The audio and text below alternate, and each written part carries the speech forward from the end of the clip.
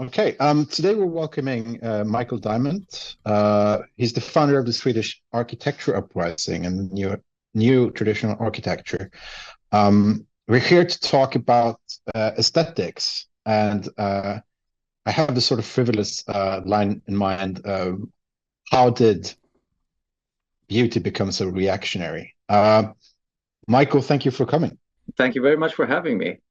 I think Michael's project, the architectural rising, is the sort of the fulcrum of the place we're at in this podcast as well, because we're in the discussion of the popular rise against elites. We've been talking about philosophy for a long time, and especially sort of the last sort of strains of modern and postmodern philosophy, which is now very much coming under critique from both the left and the right. And Michael is this interesting force of I wouldn't say populist furor, but he's an interesting figure because he's channeled the popular aversion against a modernist architecture, and he does so in a very engaging, fun, and also effective way. And is one of the Facebook groups in Sweden I actually still follow because I'm a boomer, and because it's one of the causes I think that sort of engages me as well. And it's one of aesthetics, combining sort of a love for aesthetics and populism, if you will, is an interesting field. That's why Michael is here. I just want to piggyback on that, Michael, before letting you in. I think it was when Carl mentioned to me that we really need to have Michael Diamant on to talk about your work on the architectural uprising. Is that the correct English translation that you use also when you work? The architecture uprising. It is the correct English, and it can probably people use other terms as well for the uprising, but the uprising, and then it has different names in different languages. But architecture uprising, and it is a populist movement. Yes, it is in a good sense.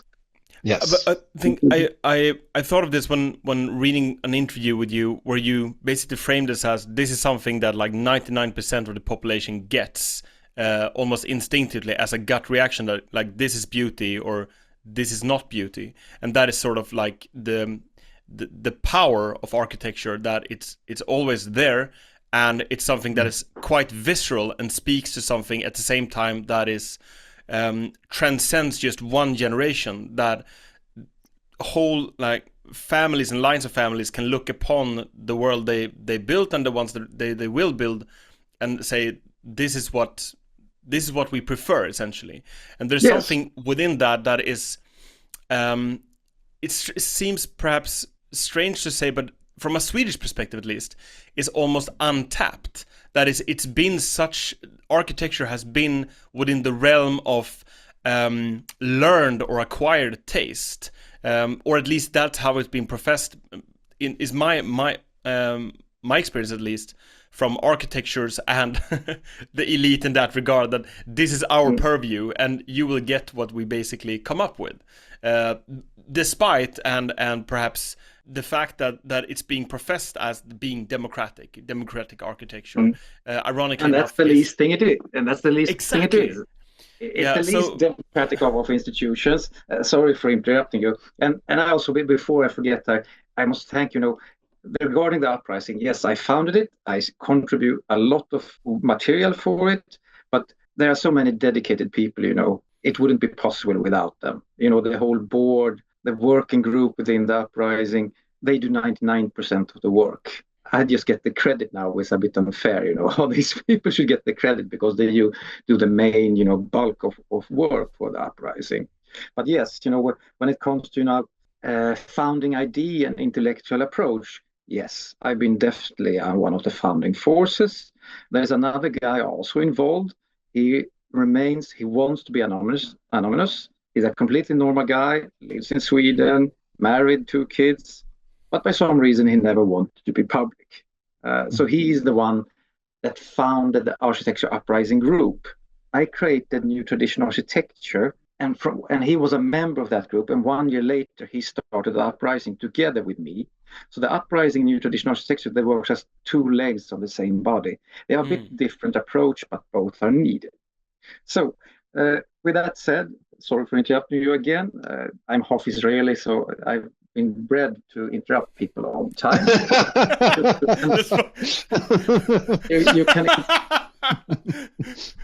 You can interrupt me as well. You know, it's no, and I don't get offended or anything. The thing with the uprisings and the elites is that it was never a democratic project. And, you know, if you have a democratic project, you have tried to shield it, you know, you fake it that it is democratic, but you have to shield it from criticism. And different ways of shielding it from criticism. One is that you have somehow, they have planted this in people's head that you have to be an architect to understand. It's very much, you know, I use this maybe too much, but it's very much, you know, that the emperor's new clothes. You have to be very intelligent to see the emperor's new clothes. If you are stupid, you don't see them. And it's the same thing with modernist architecture. They tell you, because you're not educated architect, you cannot understand the beauty of it. If you're educated, then you will appreciate it. And it's a very effective way of silencing people. Not that they will like it, but they will not voice their opinion, and they will think that maybe it's just my taste, and then they will walk with their feet and go to the beautiful classical districts and avoid the modernist ones, but they won't voice their own criticism. And to be fair, this is what the architects are doing themselves when they buy their flats. Yes, the architects are the biggest hypocrites of all, and it's both in Sweden and in the UK and everywhere. They made a study. I refer to this study quite often also because it's so telling, you know. In 2015, the Swedish magazine for architects made a study. Where do Swedish architects live? 12% of the housing stock in Sweden is from the time before 1930. You could say classicism. 1930 to 1945 is functionalism in Sweden, but 1930 and before is different type of classical styles. So 12% of the housing stock, 27% of Swedish architects live in classical buildings. And it's not, you know, adjusted to income. Architects are not a especially well-paid profession, yet they, more than the other people, prefer to live in classical buildings. So they live in classical buildings, they often work in classical buildings also, this is the amusing part, and then they do modernist for everyone else. It's pretty funny. It's pretty funny, Michael, because I'm sitting here in the heart of Vasastan in Stockholm, and we just rented out the space, which got it actually got bombed beforehand, but that's another issue we can touch on. But it got a new renter, and it's Sandberg, which is one of the larger architectural firms in Stockholm, and it's a house from 1893, I think. So there you go. There you go, and there's another one, you know, because if you check, you know, all these companies that have very, you know, that like to show off very much. You have one Swedish company, Utopia Architects, they are called. They create, they are, you know, in every magazine they have some project that they like to highlight. They are like a star, they're a small firm, but they are like star architects. And their former CEO was very, very prominent in architecture debates. So basically they do crap, and like this summer they bragged about their new office in Old Town Stockholm. So Old Town Stockholm, and they bragged how beautiful their view is. And this is so contradictory because according to modernist architects, there is no beauty. Beauty is just relative. So how can they have a beautiful view, you know, in Old Town if there is no such thing as beauty? And why did they choose that location? Well, some architects will say, oh, because it's a central location. But if you want a central location, few people choose Old Town because parking and everything is a hassle there. So if you want your clients to visit you, you don't choose Old City. But they made a decision, and they wanted to be there by some strange reason. I think this is a great place to sort of stop and circle back, because I think we've stumbled upon sort of the main contradiction that seems to be happening here. I want first to ask you, I mean, when this whole thing started, which year, again, did you start the Facebook group? 2013, Right. New Traditional Architecture started, but it was in Swedish, because how to say, local engagement is always best, and I wanted to reach a Swedish audience for them firsthand. And then 1 year later, in 2014, the Swedish architecture uprising started. Right. And my group switched to English in 2018. Right. And now I've gathered that there are several architecture uprisings in Europe and all over the place. Yes, and that's sort of seeded by your movement, so to speak. Yes, very much so. So I think the interesting first question is, why do you think it happened now? Why do you think sort of social media was the outlet that was needed to voice this sort of critique? Because I think people behind locked doors for a long time we're talking about, the classic example, right, is back in the 50s, there was this huge debate. Corbusier was willing to demolish Paris, basically, and build tower blocks instead of it. And this was sort of the high tide of modernist architecture. And Paris, being the sort of symbol of the classical Europe, of the classical tradition, and I guess with Vienna, I think one of the most classical, beautiful cities in continental Europe. We can talk about Italy and such, but as modern city, those are the sort of cityscapes we talked about. And then you have, I think, a wave that comes from the 50s and it hits Sweden really hard, and it's what we refer to as modernist architecture. First of all, let's have a distinction between modern architecture. This is the thing I think you're quite good at. Modern architecture isn't the same thing as modernist architecture. No, exactly. It's very fun that you mentioned Vienna, because Vienna was the city that really started this movement. Stockholm is very, very beautiful, but my first longer trip abroad was to Vienna, and I was so amazed. Can our hands create such beauty as there is in Vienna? And Vienna still has lost, during the war and such, but what amazing beauty the Secessionists created in Vienna. I just marveled everywhere when I looked at Vienna.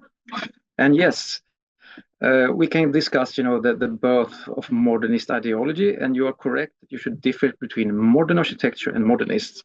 All architecture that is built today is modern in the sense that it has, it has water, it's running water, and it has electricity and heating and such. So it's very important to differ, because otherwise you lose, by simple semantics. I'm against modern architecture. That means that I prefer unmodern architecture. It's like you lose by default. So modernist architecture is the term we use. Modernism can mean many things. Terms change, meaning during history. But when we use, in the uprising, use the term modernism, then we mean, the ideology, the post-war ideology. And that ideology has, of course, mutated along the way, but it's more or less, some defining features are still there. So we speak of modernism, and it's very, a term is useful, is good if it's useful. And everyone understands what we mean when we say modernist architecture or when we say classical architecture. You instantly have in your head, what is modernist architecture and what is classical architecture. So we differ between modern and modernism. So the struggle is not between modern architecture and classical architecture, but modernist architecture and classical architecture. Classical architecture is not a style, it's a unlimited amount of styles. Classical architecture is, of course, different in different parts of the world, but if we take Europe, it's basically a framework, a loose framework created, from Greco-Roman origins, and this loose framework and architecture philosophy is what has guided architecture in Europe, for 2,000 years now. So there are a multitude of styles. There's an unlimited amount of styles within this framework and within this philosophy. So a majority of classical styles has not been created yet. But this framework is an understanding what you should strive for when you create a building, and basic facade division. How should you divide a facade so it doesn't matter which ornament you use, it will look beautiful for the eye. So, Michael, So this is just a question then. Does the classical architecture does it have proportions or ratio with regards to itself and the building elements, or with regards to man? it has mostly to man. There are not fixed rules for each style. There are of course fixed rules how the proportions should be, but it's basically there are you often talk about human scale. There is human scale, and man is the measurement. So then basically during the generations you have certain, there should be a certain width, if there is a certain height, the facade should be divided in certain ways, with base, ground floor, and a middle section, and a roof section. You should always strive for part symmetries in fenestration. So you don't place a row of windows after each other, and if you do, you have to create part symmetries by different window fodder. So it's always about part symmetries and facade divisions, and you use certain scales. It's not like a rule book, but for each style, it has developed, a set. And this is, the secret behind, the beauty of classical architecture is not the ornaments. The ornaments differ between each style. We can agree on that. Maybe I think that Art Nouveau is more beautiful than Baroque, but none will say that either of them are ugly. And the secret to that is not the ornaments, but how the facade is divided and the scale proportions between everything. So that's the key secret behind classical beauty. And we can use that to create new classical styles for the 21st century. We don't need to stop. The last classical style, I would say, was Art Deco. And you created skyscrapers and power plants with Art Deco. We could just pick up, from there and continue. I think one of the major critiques, there are two sorts of critiques as I read the discussion to your point of view. The first one is basically an argument from authority, from famous architects, who basically say that you are reactionary, and you say you are sort of you talked about this argument in the beginning. Yes. You have no idea, you haven't got the education. It's basically the same argument used against people who don't like modern art very much, and the difference being obviously that people don't have to watch modern art all day if they don't want to. You can't really force people. But so that's one issue. The other one is, I think, an argument for function, that people say, well, I mean, the discussion usually in a place like Stockholm is, you destroyed a beautiful city back in the 60s by digging up half of the town, by blowing down Baroque palaces, etc., etc. And everyone who's looked at pictures of old Stockholm knows this very fact. But nobody, I think, who was born in the later half of the 20th century in Stockholm sort of can realize this, because for us it's the land of the past and we sort of cannot go back. But the argument there is always like, you should let go of the past. There was, dilapidated, didn't have the money, function before form. We needed housing space, and the same, I guess, in the sort of suburbs where you did building the tower complex from the original sort of US idea that migrated to the Soviet Union with Khrushchev's visit to I think Eisenhower, and sort of migrated to Sweden after that. The whole tower block philosophy of housing people. So I think we're sort of in the problem, as I say it, is how to sort of formulate the position that's not, it's not form before function, because there's an argument for sort of economics, but also that sort of, this is a human sort of rather than nostalgic impulse, if that makes sense. Yes. Well, the best argument is not an argument, it's to brand your opponent. Because humans are not very rational, we are emotional, and when we decided, what we like, then we rationalize that we liked it because of rational reasons. So because they're not interested in discussing merits, because they will lose, it's better for them to try to never discuss, but instead brand. So by branding your opponent, you can get that instant reaction of disgust or something, that you don't want to touch that opponent. So we can take politics.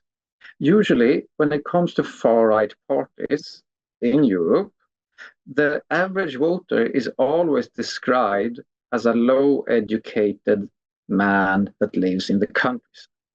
So everyone gets this image of this loser, this hillbilly loser. And because, we like to identify with a party, or some people do, maybe more women than men, like to identify more, like, can I identify with this party? This works very, very well. So no one wants to identify with this image of this loser countryside man. So they don't care about the questions. They don't care about the arguments. They just have this image of this loser man, so they cannot vote for this party. It's the same thing with architecture. Why are we branded reactionary? Because instantly people can get an image of something that they don't like. So it doesn't matter if we come with rational arguments. The thing is that people just get an image that we are some kind of bad people and that we should be avoided. So that's why the reason why they try to brand us all the time. I am very lucky, you could say, because I got race card. My father is Swedish, but my mother is originally Polish Jewish. So yes, refugee. She was born in Soviet Uzbekistan in 1944. All family lost in the Holocaust. So it's very hard to brand me as a Nazi, as they would like. So then when they can't brand me as, far right, white supremacist, this and that, then they have to debate with arguments. And because they never prepare that, they lose. So that's why, it's so easy for me to speak about these things, because people can't label me and silence me in that way. It's very horrible, There are so many intelligent people that have, been branded as Nazi and probably, let go of this discussion because it's not worth it for them. For me, they cannot label me, then they have to discuss merits. They will always try to label me, but it falls very short because in the Western imagination, the Holocaust is the worst thing that has happened, and anti-Semitism is the most stupid thing you can be in 2024. So just by this, it's easier for me to discuss this subject because it's harder to brand me. But why it's labeled reactionary, it has only with, this political strategy. You want to label your opponents so people instantly feel a disgust for them. These mechanics, I think, I understand them, Michael, and it's also interesting. I think what's interesting in this regard is how to connect it specifically back to architecture, or if it's just one more arena on a larger cultural warfare, so to speak. And there's some aspects with regards to what you mentioned that, well, from the 1930s onwards, you have more of like a functionalism, at least in Sweden, and then later on you get into straight up modernist projects like in France, like Kalle mentioned, like the Ballier, and then of course the competition of the Cold War. But I'm thinking here also if the idea of the Nazi or that sort of regime, if there's something that is also architectural that itself becomes branded, that is a vertical way of thinking of the world. That is, there's an idea of how you build things that require an idea of almost like a cosmos. If you think in terms of a cathedral, I was speaking with Carl about this the other day, that there's this story in Uppsala where the three of us have studied in some capacity. That the story goes, two men were sitting laying stone upon stone. And then when asked what they were doing, the first response, I'm laying stone upon stone, whereas the other response, I am building a cathedral. And the difference between the two men is, of course, the idea or the notion that you're part of building something architectural that might even transcend your own lifetime. That is, yes. You start building it, and in fact, this is what happened in Sweden. I guess because our building seasons are so slow back in the early modern times. But you get my point here, that there's something here that is, the question is essentially, this vertical element, have we lost that in the modern world? Or can we not dare to formulate something that is vertical and thereby, almost by necessity, hierarchical? Yes and no, we have lost it in the modern world. And that's the basic problem in new traditional architecture, that it just has the form.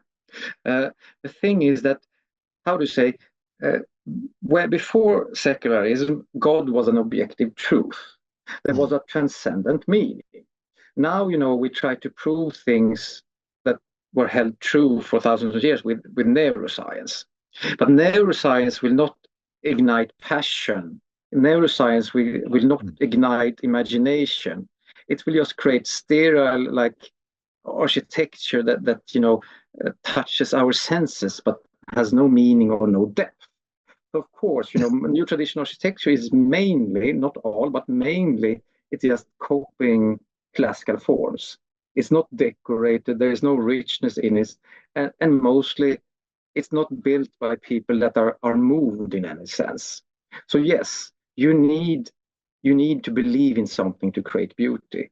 I believe in God, and this will probably dismiss me among 90% of Swedish population, but you need to believe in something in order to create real refined beauty, because that's the only thing that can make people sacrifice away from pure function. If you look at the architecture of 1900s, did they need the towers? Was there any practical reason to build this, towers on buildings? Today, everything's about perfect square meters. It's important with good, square meters, because we pay a lot for our housing, so we want to be able to use everything. But that won't, sparkle our imagination. In the olden times, it's like 100 years ago, because there was belief in something higher, if it was art, if it was God, if it was anything, then there was not only focus on pure function, there was focus on the transcendent. So you could create what would you call meaningless beauty for beauty's sake. Yes, a tower with a roof that just looks like an ancient fortress of some kind. You decorated the staircases. You made staircases that were decorated in themselves, because it wasn't only focused that everything should be practical.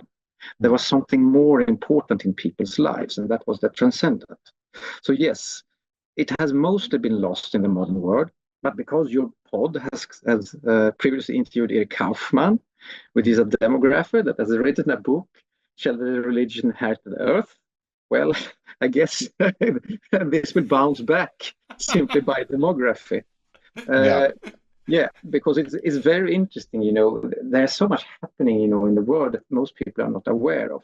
And one of them is, of course, demography.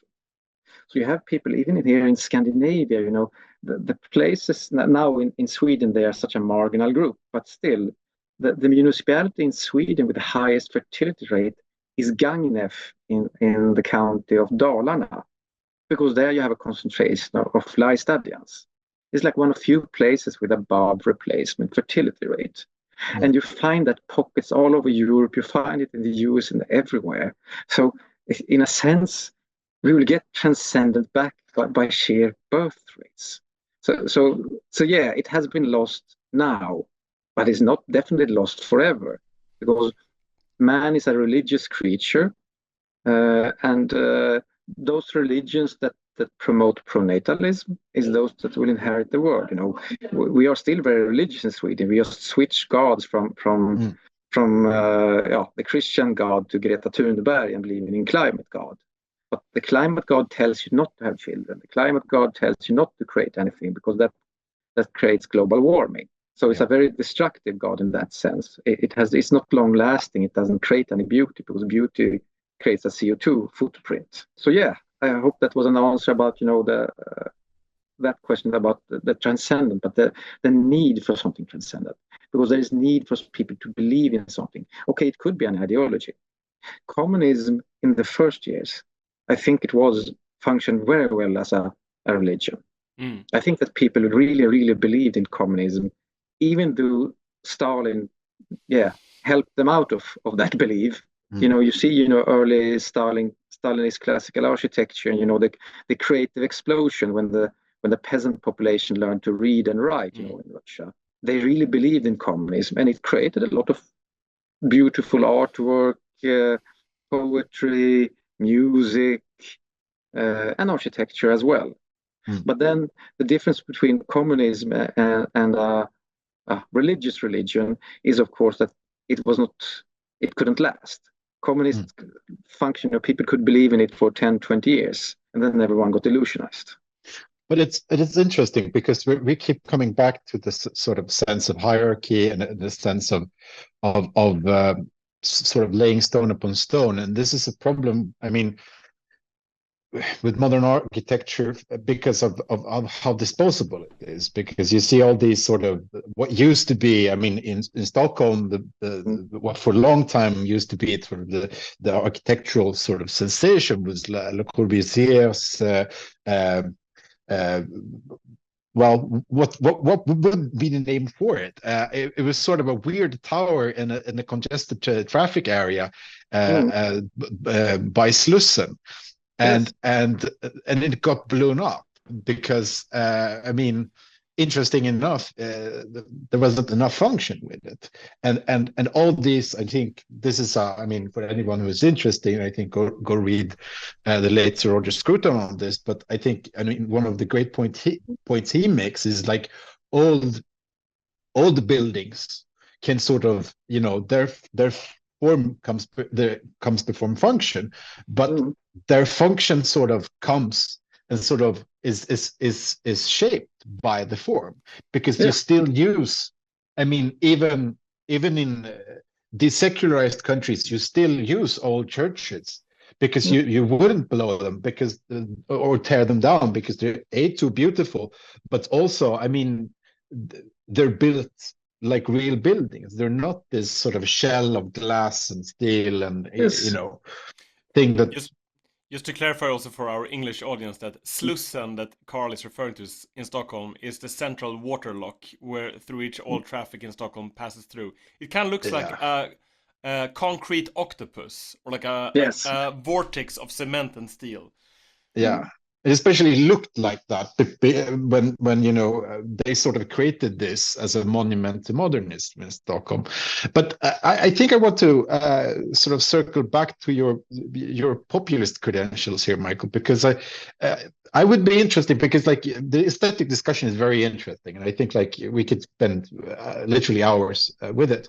But one of the things that fascinates me is sort of how many people have sort of flocked to your banner, and a lot of myself included. I mean, and before, I mean, I was very, very interested in aesthetics, which I've become. I think you were one of the gateway drugs, so to speak, to this whole discussion, and it sort of tells you that people have this innate sort of, it used to be only when some new building got built, it used to be everyone's like a bore and ill-educated, and that's why people usually don't like it. But I think now with this democratic medium and stuff, I think now we can sort of say, well, actually no, there's a lot of people who don't like and have sort of stopped new building projects. So talk to me about sort of the what you hear from people who are engaged with this, and also your sort of engagement with politicians in Sweden, for instance. A very good question. There's always, I understand, there's always been an opposition to modernism from its inception, but it has always been they have always been able to bury it on page 5 in the culture section of the newspaper. No. Also, because of current types of progressiveness, people believed falsely until the architecture uprising. When of course, the truth was always there, but few, 99% of the population don't have architecture as a main interest. So people just assumed that the ugliness of modern architecture, or modernist architecture in the post-war era, there was a rational reason for this ugliness. Oh, it must be because of most of costs. Must be because of we want electricity, so then buildings have to be ugly. Oh, it must be because of this. But why the uprising has succeeded? Well, it is populist because it has created an anger, because it has created a realization among the populace, and that's the success of it everywhere in all countries, that all the ugliness of the modern world has nothing to do with any rational reason. It's not about costs. It's about this clique of modernist architects that hijack the institutions, want it to look ugly. Because if it looks ugly, they feel special that they understand it. So when people realize this, of course, there is fury. So that's why that's the secret of the uprising, why people get engaged that way. And that's why people also got interested in architecture again. Because before, yeah, I hate it, I don't like it, but it has to be this way. Because otherwise we would live in huts, or everyone would be poor, and yeah. But let's get into this. Why has this then? First, what is the ideology, and why has it become so successful? Well, the ideology it began, in the 30s or 20s. Already in the 20s, the embryo was there. Some countries are more special than others. Sweden is special in the way that we are collective individuals, where individuals, where everyone does the exact same thing. I like to point this out because my other half, my Israeli half, they are totally opposite. They are, they are familiar individualists. So they are family oriented, but everyone is an individual. While in Sweden, I love Sweden. I want to live here, and I love Swedish culture. The negative aspect is, of course, that Sweden, everyone is an individual, but they are all individual in the same way. So when it comes to architecture, there was like a 100% switch. In the 20s, everyone did Nordic classicism. That was the style. Then in 1930, everyone switched to Swedish functionalism. Yeah. There's no, there are not many strains at the same time. Everyone does everything exactly the same time. There's a 180-degree switch all the time. So Swedish is not a normal country in that sense, because Swedish always does radical shifts and everyone does it at the same time.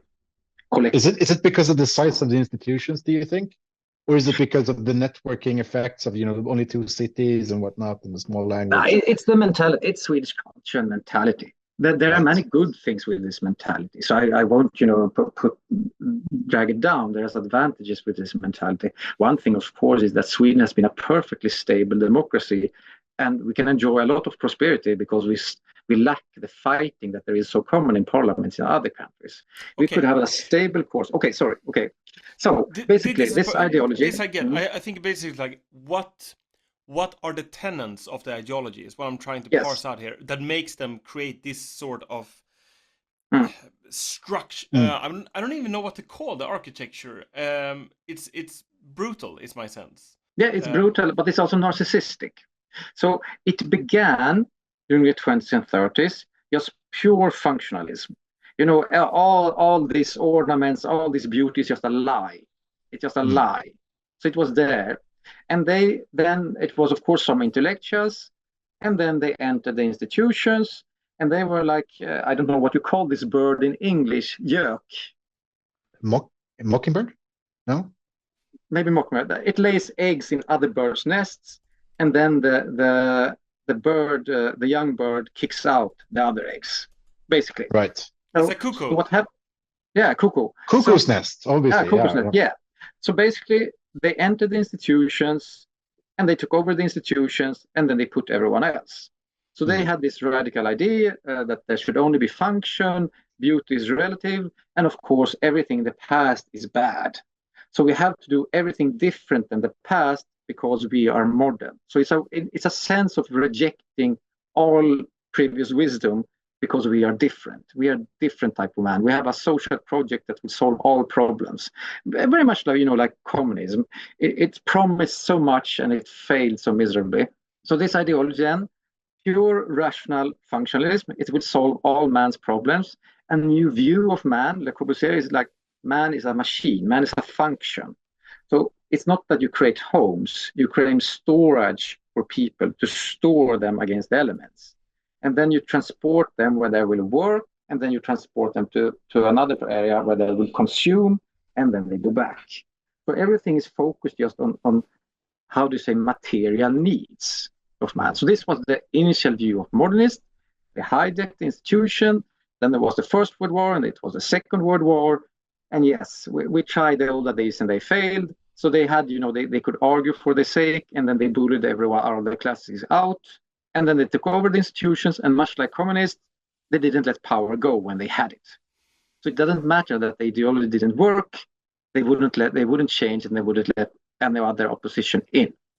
So this ideology got a lot of criticism, of course, already, 5 to 10 years after the big housing estates were built all over Europe, and not at least in Sweden, where we built a lot. They had problem renting them out because people didn't want to live there. So as soon as they could, this was already, as soon as they could, they moved out from these places and bought small houses. So no one wanted to live in this. So they didn't solve a problem. It just put plaster on a wound and then created a much larger long-term problem. So criticism, they got a lot of criticism of modernism. And what happened is the gradual mutation of this modernist ideology to narcissism. If the old modernist architect looked out and looked on man as a machine, as a function that, should have different functions during the day, the new modernists, the current modernists, are total narcissists. They don't care about man. They care about other architects. They don't care even if a building is good. The only thing they care about if the building that they build is new. And new is not ornaments. New is some strange shape, or that you have fenestration, you put it very, very strangely. So that's the only thing that is important. That's the only thing that is in the mind of every architect that works now.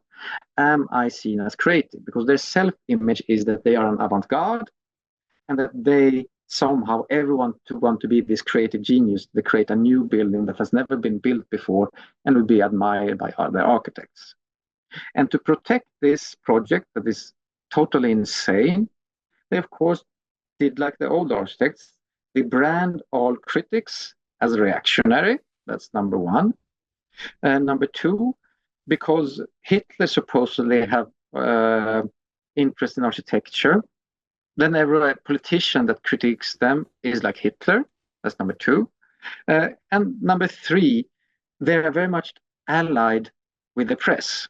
Because both, modern journalists and modern architects have very similar self-images, that they are avant-garde, they are progressive, they are right people. So of course they cluster in the same areas. They live in the same areas.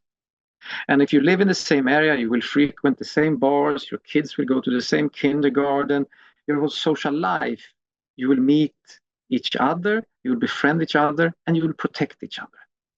And that's what happened.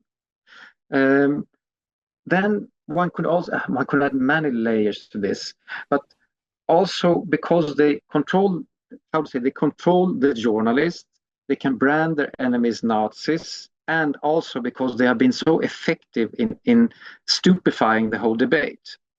Most people before the architecture uprising, people couldn't even describe what they liked. I like old buildings. I like old style. What is old style? No one knows. There wasn't even a vocabulary to describe. So they have, made the language dumb down the language, and they do this intentionally. So people cannot even articulate what they want. And this architectural uprising, I help people to articulate what they want. So this is the ideology. It's an ideology of power. It's a few selected group that have the power and want to retain it. That's their only, position now, and they are complete narcissists. All their architecture is about looking at me. They don't care if it's good, they don't care if it's bad. The only thing is that no one has ever done it before, and I want cred and love from my fellow architects. If the art award says anything, it's because they are stupid, they don't know anything, and they are reactionary. I have thank you for this walkthrough of what it's actually the opponent, so to speak, or what qualifies the elite when it comes to at least with regards to architecture. And I think what you described here touches on a lot of the things that me and Kalle have been trying to do with the Manifesto podcast, like literally trying to develop new political language, and that is very much in the vein of what the architectural uprising has done as well. One of its great merits to this date.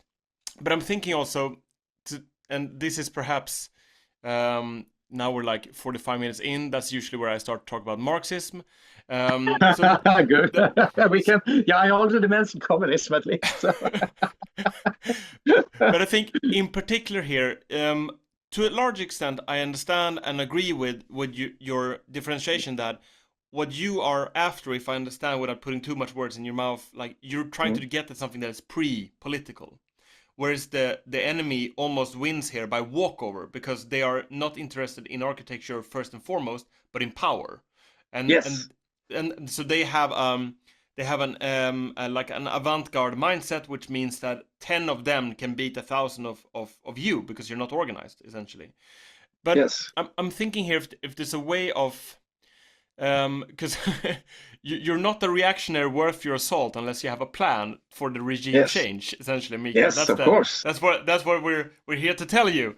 Yes, yes. We will hang the last modernist architect in the last cultural journalist entrances. So that was a paraphrase. That's. Are we doing this with pitchforks and mobs and? You're organizing this on Facebook. Look, my dream, and now they will probably take it out of context, and will write something horrible about me. But here's hoping they 70. When he's 90, we put him in a wheelchair and we force him to like implode his own buildings, so he dies of a broken heart. That would be my dream. I think you can just put him inside of one of the modernist buildings along Karlavägen in Stockholm. Just like try to get out. Yes. See if you find your way. Good luck with that. But my question, or our question to you in this regard, is that I'm thinking of the arts and crafts movement in England, William Morris and that ilk of early socialists, who very much thought of their approach to architecture and embroideries and tapestries as a political act of being populist, and says like people need they need bread, but they also need roses. They need like there's nourishment both in food and in beauty. Yes. Can you speak to some of that point? Because by and large, I buy your dichotomy of the pre-political versus the political, or the will to power here. But like, okay, maybe I shouldn't say will to power because it has more connotations. No, but it is will. It is will to power, and we use power. I forgot his name. There's a book like Rules for Radicals. How yes, Obama's teacher. What's his face? But it's very much to take power from those that has power and transfer it to someone else. So that's very much what the architecture uprising do and has done for a long time. We take power from the modernist establishment and put it somewhere else. And we have succeeded quite well, not perfectly, but we have succeeded in the public discourse. So architects are retreating, and we use a lot of tactics from Rule for Radicals. I would definitely say so. I can go into detail about that, but if you would like, it's so you're it's not beautiful. Look, it's not beautiful how you do things, but you have to. If you have no power, then you have to use, what you can. I would love to have like a rational debate, and people will sit and like, oh, I agree with you. No. You just use the wisdom of Chairman Obama here. Yeah, exactly. No, but what you have to do is you have to mock your enemy. You have to constantly mock your enemy, and that is what the uprising do. Because we have in many Western societies, and I think Sweden, which should be one of the worst, is that we have the cult of the expert. Yeah. If an expert tells us to do something or says something, then we automatically believe that is right. That's why you see our tabloids always write, experts said you should do this. So people buy it and they believe it, So we are very, and the architect as an expert is someone that, he must be right because he is an expert. Mm. So what we try to do is to mock them so they lose their expert status. And it's very easy to mock them. It just show what they build and show how they describe what they build. Because there's such dissonance from reality that most people start laughing. And then people don't see them as experts anymore. And then they are not that dangerous anymore. And then people dare to criticize. So that is, what the architecture uprising has done. Constant mocking and highlighting their hypocrisy, highlighting what they build and what words they use to describe what they build, because it's hilarious, how they describe their own buildings. Also, by showing, you have to have a positive example, a positive vision. So one is to take the power away from these people, but also not just take the power and put it in the air. We want to take the power from the modernist establishment and put it in the hands of a classical establishment, a new classical establishment, because there will never be a power vacuum. So power needs to be put somewhere. So I wanted to put it in good hands. That doesn't mean my hands. I'm not an architect. I want to put it in classical architects' hands, and then I will quit this and everything will be fine, and I will engage in something else. So you take power from them by mocking them constantly, and by creating a populist mob that is angry, by making it hard socially to be a modernist architect. And I think we're really starting with that now, especially in Sweden and Norway, that architects will be more and more isolated. They will only hang out with other architects because they will get like these pinches if they go to parties such, you're an architect, you like these boxes, you get like this mean comments. Like we want them to be socially ostracized. An architect is someone that wants to destroy your life. I think this is amazing. Like I thought we were going to talk about architecture, but this fits perfectly into our discussion of pronatalism we had some time back with the Collinses. Because your point here, Michael, is essentially that like if these architects can only have children amongst themselves, then they become like Habsburgian denigrates at some point. Yes. And they will lose all connection with the rest of society even more, because people will dislike them. And because we are social creatures, no one wants to be disliked. You don't want to hide, Shame is very, very important. It's a very, very effective tool. So many people, some will of course double down and close into the sect, but many of the sect will just leave it because it's like, no, I can't continue being an architect. I don't want to be hated by the rest of society. And that's how you do it. That's how you take their power, because they have all the power. They have all institutions.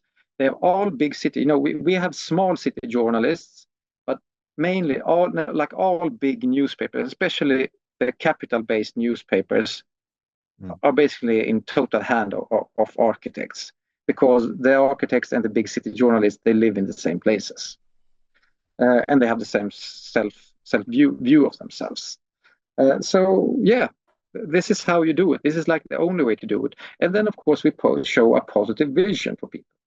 And this you do by showing real built examples from other countries. It's very important to do this, to show real built examples from places like Berlin and New York. And this is how, the whole movement was founded. Please interrupt me if you have any questions, because I can like blah, blah, blah, blah, whatever. Please go. No, sure. So the strategy was, in the beginning of the uprising and new tradition movement, was to show examples from Berlin and New York, new tradition architect from Berlin and New York, because it solves so many problems. Like you skip so many steps in the debate. If they build it in Berlin and New York, it cannot be reactionary. It must be the most progressive there is. If people do it there, everything that happens in New York, like there's a fixation in Sweden, in many places, but in Sweden there's like fixation, and in the beginning of the 2000s, the fixation was so extreme. We had yellow cabs. Every new part of Stockholm was compared to some place in New York. It was horrible, really where my brother lived is like a tiny part of the Southern Island stuff. They compare it to Bronx. And it's like, I was so horrified by this. But it was very useful to learn, that if we show new traditional projects from these places, then it must be the latest. And that's how we branded it. This is the latest trend in architecture from Berlin and New York. Do you want to be old-fashioned and reactionary and build modernism when they build classical architecture in these cool places? Mm. So that was, the one about, ideology. The second was, oh, but it's too expensive. We don't have carpenters. If you show renders, or if you say that if we should, then it will always be stopped by saying that it's impossible, it's not possible to do. But if you show real built projects, well, then there was the expertise. Mm. And it was also built, it was not built due to altruism. It was built because someone wanted to make a huge amount of money. So that was sold as well. And there were skilled craftsmen to build, to design it as well. So then it's like, what do you call it? Alexander Hugg. Cut off Alexander with the Gordian knot. You cut the Gordian knot. Yeah, you cut the Gordian knot by just, showing Berlin and New York and show also real built projects. Then it cannot be denied that it's possible. And it also cannot be denied that this is the most progressive thing you can do because it's built in those very cool, hip, progressive cities. But Michael, this is also, I think it's also tied to a sort of niche brand of local politics in the sense of there's always, and you see this, I think all over the place, all over the world, there's always a sort of ambitious mayor somewhere who wants to be, build a monument to his own glory. And there's always sort of the tandem of him bringing in some modernist architecture. And you have had, I've seen in the last couple of years, some engagement with the politics side of this as well. And can you speak, how do you think, is there a strategy? Is there?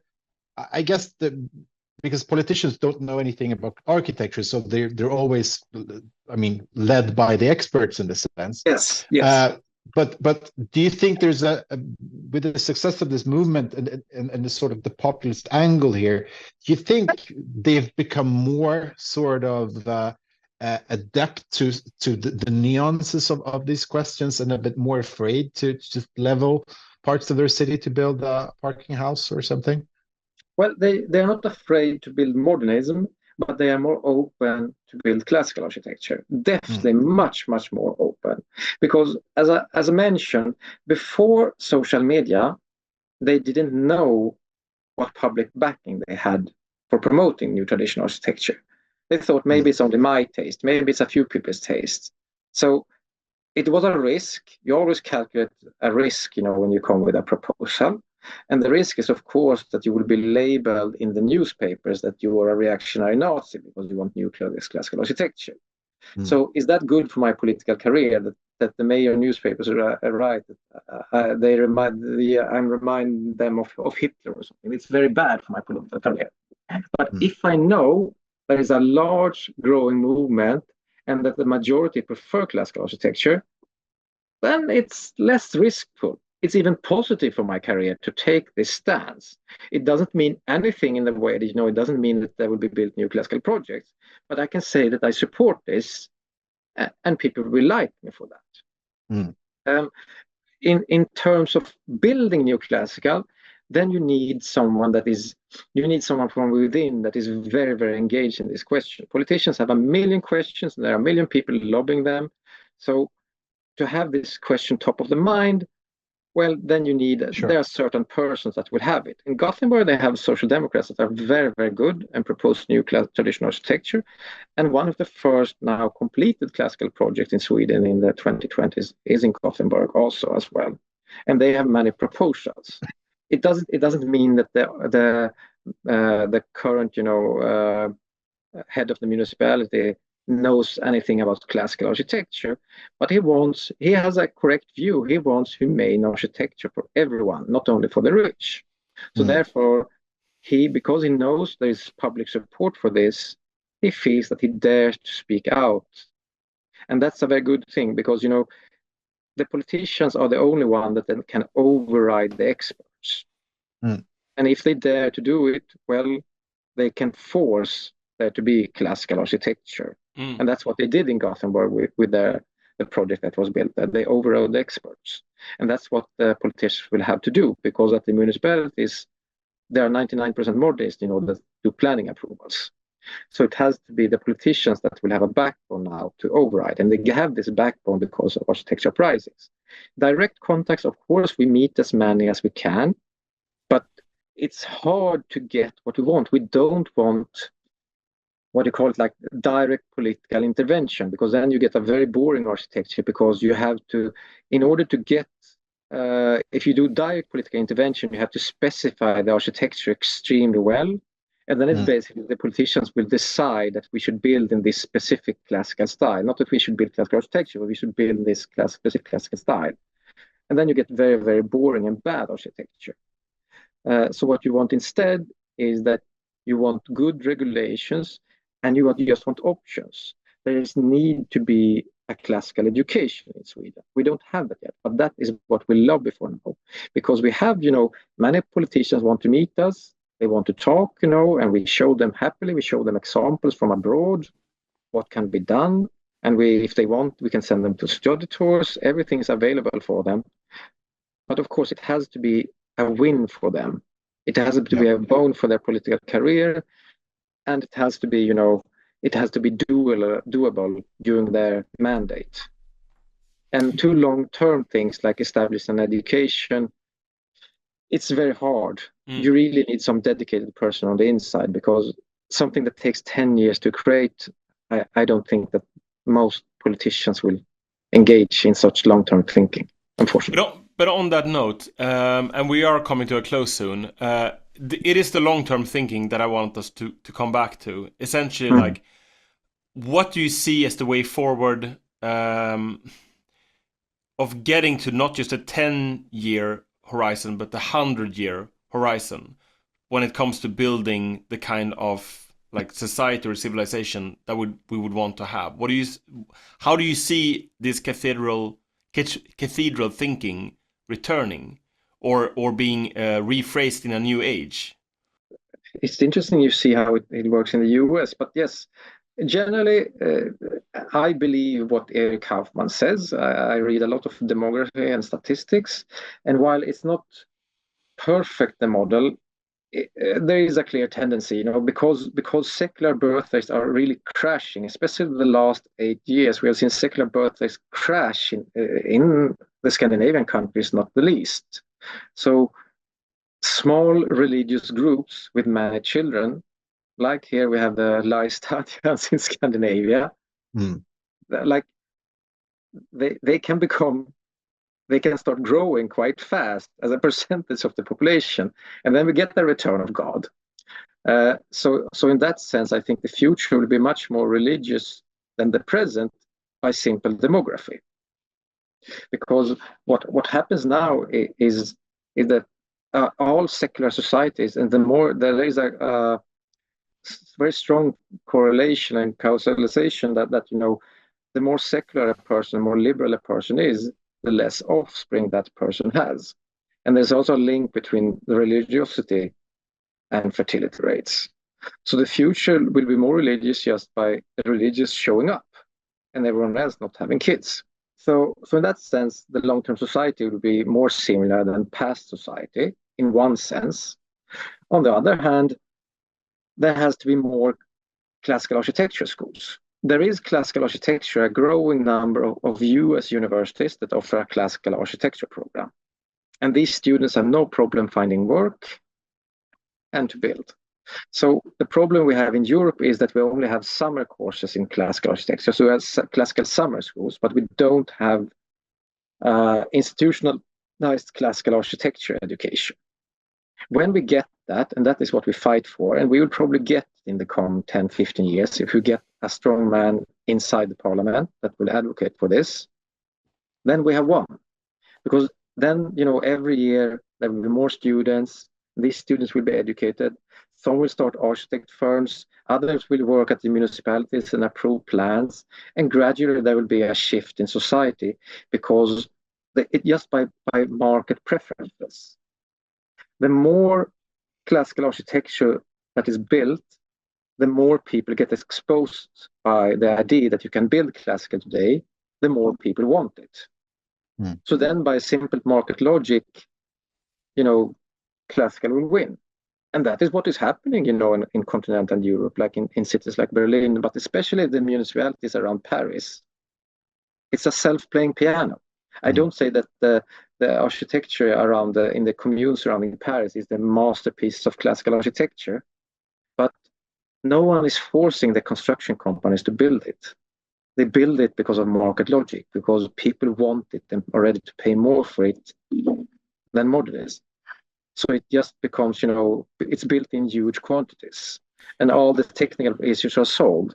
And that's happening in all markets you have in Netherlands, you have in Berlin and München, all markets where construction companies just discover, oh, we can earn more on this.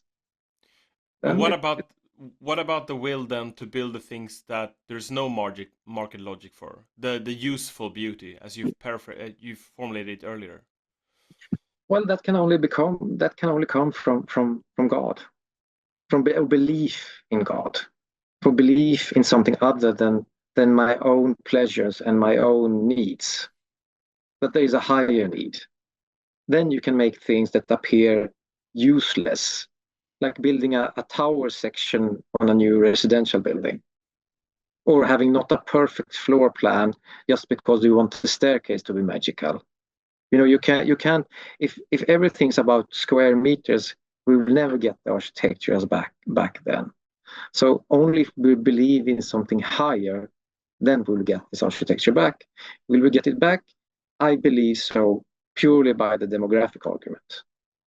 That in every subculture of the world, most mainstream populations have below replacement fertility, and it's really crashing now.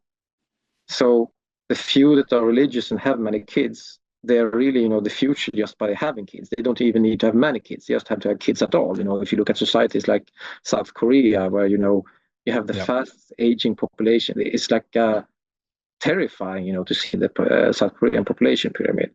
But it's not an exception. It's becoming a rule in many East Asian societies. And in Europe, we have hidden it. We don't have as low fertility rates as in East Asia, but we have hidden our deficit by immigration. If you would remove immigration, well, Germany have had population loss now for 50 years. So German demographic is a disaster, really, but it's hidden by immigration, so it looks good. And I would say it's the same with Sweden.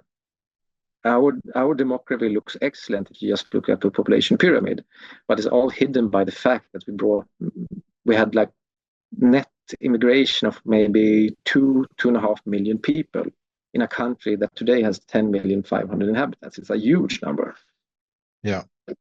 So, I mean, it's basically the fusion of two sort of the dystopian visions. You have basically the children of men argument but in a positive sense. Like you have the children of men argument for sort of a restoration, and you also have the sort of Orwellian, there's hope in the proles, in the sense of people now rising up and sort of showing their preference when they sort of know that they can sort of have an impact. And make their voice heard. They're not alone. It's very dangerous to be alone. But if you see that others and that we are so many, then you dare as well. Yeah, it's another of these anti-totalitarian impulses, I think. I mean, this is a continuing sort of conversation on this channel. We're very, very glad to have you here, Michael. Thank you for your work. We look forward to seeing more content on YouTube. Michael Diamant, thank you so much for visiting us. And thank you very much for having me. And I will say that most people, after this discussion, most people will brand me a reactionary for talking about democracy as such. Well, things. Michael, as a reactionary Jew, we're glad you chose our channel to talk about this. Yes. Yes. This is the place to come. It's been apparent. Okay, I can tell you, I can finalize that everyone has sins in the family. If it makes some of your viewers more happy, both my parents were very strong socialists in their youth. Yeah, I mean, we've had that sort of story before. I mean, the story of our channel is basically you're half Jewish, your parents were socialist, and now you're a reactionary. Yes. and there's always an argument about demography somewhere. Yeah. I have 5 beautiful. siblings, so Good. Well, you're safe then. Your family. You have to. I have to continue. The reactionaries are growing, even in Sweden. You know, what does the word come to? Oh, it's demography is destiny, and you know, we're taking over. The reactionaries are outbreeding everyone. Well, on that happy note, thank you very much. I'll stop. Thank you very much for having me. Thank you. It was a very fun and amusing conversation.